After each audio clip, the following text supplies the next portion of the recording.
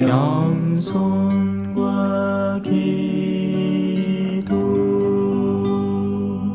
찬미 예수님. 그때 예수님께서 어떤 마을에 들어가셨다. 그러자 마르타라는 여자가 예수님을 자기 집으로 모셔드렸다. 마르타에게는 마리아라는 동생이 있었는데 마리아는 주님의 발치에 앉아 그분의 말씀을 듣고 있었다.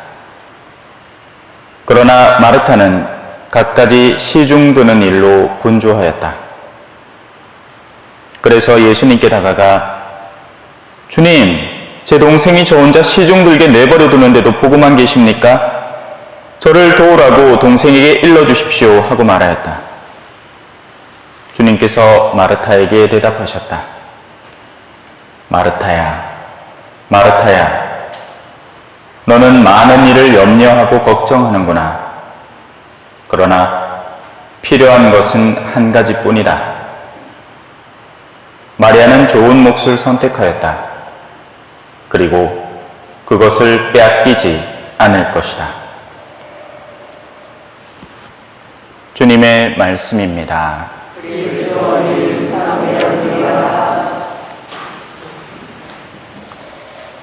찬미 예수님. 오늘 새로 오신 분들 환영합니다. 막 어색하지요? 예, 가시방석에 앉아있는 것 같고, 그죠? 예, 하다못해 영화관에 가더라도 이런 어색함은 없을 텐데, 우리가 전혀 알지 못하는 새로운 문화권에 들어서면 느껴지는 게 당연합니다. 아마 제가 교회 가도 비슷하게 느낄 거예요.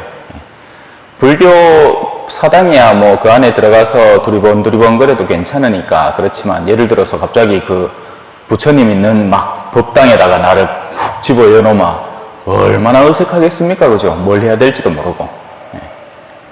절도 그냥 이래 하면 안 되고, 이래 엎드리가 양 손바닥을 탁 피다가 다시 덮었다가 요래 싹 모으고 올라와야 되고, 그지요? 그건 뭐야, 너? 반야신경, 그죠? 마야 바람일다 신경과 한자재 보살행 신바야 바람일다 시족여. 잘하죠? 웬만한 불교 신자 저리 가라 할 정도로 잘합니다.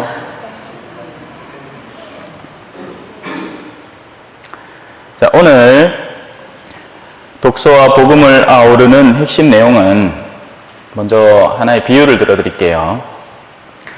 눈 가리고 방향 찾는 놀이 해보셨는지 모르겠습니다.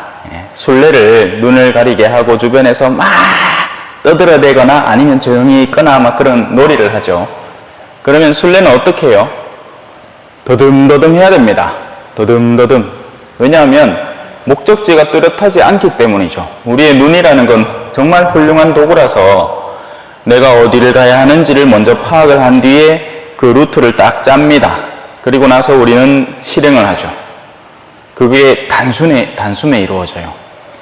눈이라는 시각적 장치는 우리의 목적지를 뚜렷이 구분하게 만들어주죠. 하지만 이걸 가려버리고 나면 그때부터는 내가 전에 안 쓰던 도구들, 귀, 심지어 후각, 또 촉각까지 포함해서, 그죠?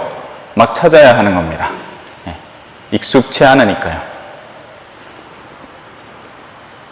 목적지를 모르면 여기저기 막 건드려야 하는 거예요. 그러다 보면 이제 마음이 산란해집니다. 마음이 분산되죠. 마음이 혼란스러워집니다. 그래서 목적지가 뚜렷하지 않은 사람들은 흔히 그런 혼잡함을 가지고 있습니다. 정서가 안정되지를 못하고 항상 알지 못할 불안감에 시달릴 수밖에 없습니다. 내가 뭔가를 하는데도 내가 지금 이걸 하는 게 맞나 싶고, 어떤 직장을 다니는데도 지금 이 직장이 내한테 맞나 싶고, 마음이 끊임없이 이 바다에 떠 있는 부표처럼 떠다니는 겁니다. 목적지가 뚜렷한 사람은 한 걸음을 가더라도 목적지를 향해서 나아갑니다. 그래서 하루에 한 걸음만 걷더라도 1년에 365걸음을 걷게 됩니다.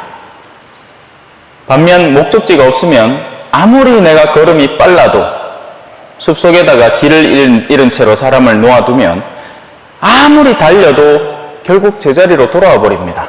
흔히 이제 사막이나 황야에서 그런 일이 자주 일어나는데요.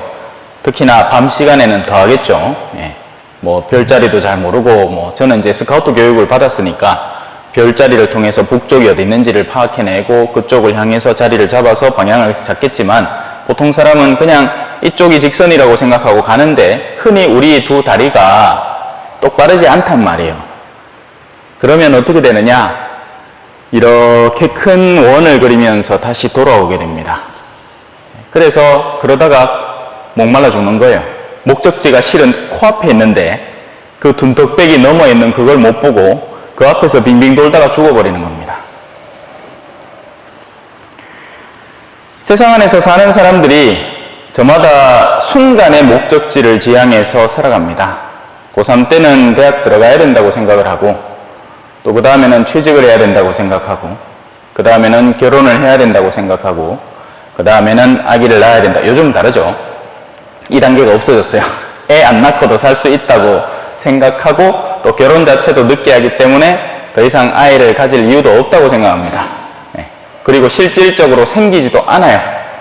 그러다 보니까 이제 그런 프로그램들이 활성화되죠. 시험관 아기. 그 결과가 뭔지 아세요? 쌍둥이들이 엄청 많아졌습니다. 우리 가톨릭 교회는 시험관 아기에 대해서 안 된다고 가르칩니다. 왜? 그건 일종의 다른 형태의 낙태이기 때문이에요. 시험관 아기 만든다고 하나만 만들지 않거든요. 여러 개의 수정란을 만든 뒤에 나머지를 폐기 처분하든지 냉동 보관하는 겁니다.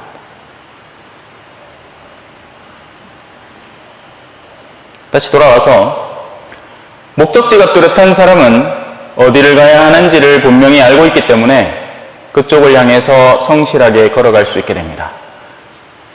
그러면 막 정신없이 일을 하는 게 중요한 게 아니라 먼저 내가 어디를 갈지를 똑바로 아는 것이 급선무입니다.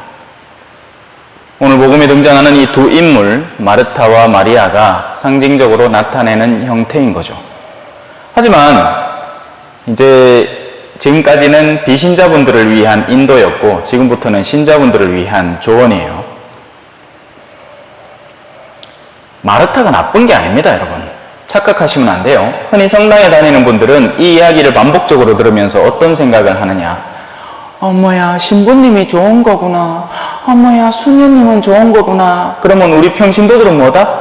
우리는 마르타 같은 존재라 가지고 예수님한테 꾸중이나 듣고 나쁜 사람들이구나. 우리는 그러니까 덜 떨어진 이들이구나. 이렇게 생각하기 쉽습니다. 아니에요. 그렇지 않습니다. 절대로 그렇게 생각하시면 안 돼요. 마르타와 마리아는 비행기의 양날개 같은 겁니다. 기도가 주축이 되어야 하고, 그리고 그것을 구체적으로 실행해내는 사람들이 도와줘야 합니다. 제가 아무리 여기 성당에 앉아서 기다리는데 신자들이 옵니까? 안 옵니다. 어떻게 와요? 여러분들이 구체적인 삶의 자리에 나가서 그들을 초대하고 만나고 이 성당으로 데려오기 때문에 제가 마침내 여기에서 교리를 가르칠 수 있게 되는 거죠. 어느 하나 부족한 면이 없는 겁니다. 문제는 뭐였을까요?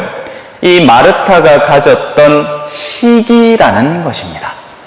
마리아 좋겠다. 나는 지금 이렇게 빡시게 일하는데 지는 저 주님 발치에 앉아가지고 살살살살 노는 것처럼 비네? 하지만 여러분, 백조가 겉으로는 우아하게 물리를 유유히 거니지만 실제 그 밑에 보면 발을 만만하고 있습니다. 그래야 앞으로 나가지. 안 가면 막 꼼짝 안 하고 그거 가만히 있어야 됩니다. 바람 부는 대로 가야지.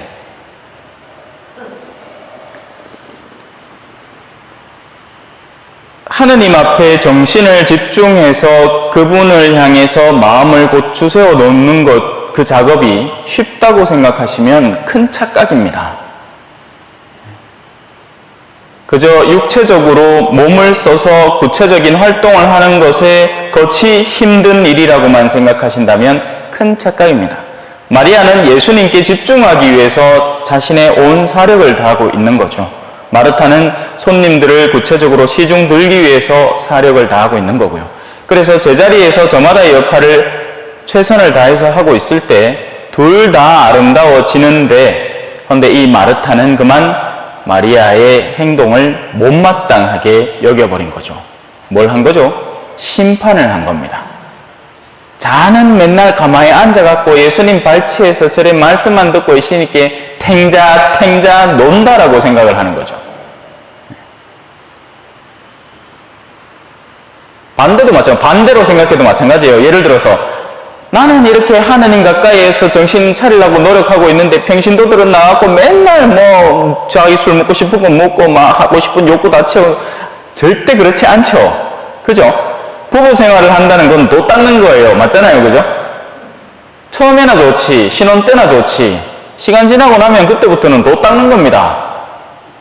세상에 좋기만 한 관계는 하나도 없는 거예요. 직장이라고 그러면 돈은 많이 벌지만 그 많은 돈을 벌기 위해 거기에서 그 생활을 유지하기 위해서 내가 버텨남고 살아남기 위한 투쟁과 노력은 만만치 않은 노력이죠. 세상에 좋은 게 어디 있어요? 이 세상 자체가, 불교에서는 그래서 하나로 통칭하잖아요. 인생은 고다. 고해의 바다를 거닐고 있는 우리라고 가르치죠. 하지만 우리 가톨릭 신앙은 하나의 방향을 가르쳐 줍니다.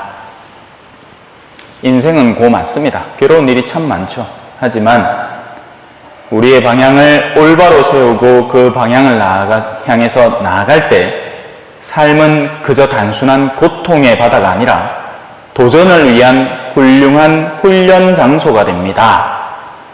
군대 훈련소 왜 갑니까? 실전에 배치돼서 제때 총 쏘고 제때 뭐 수류탄 던지고 하려하면 배워야 하는 과정이 필요한 거죠.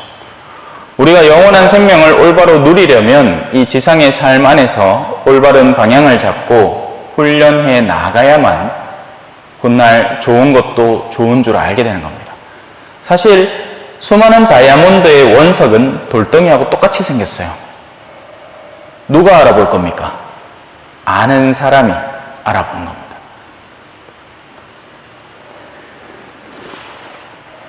그래서 오늘 복음 방송입니다.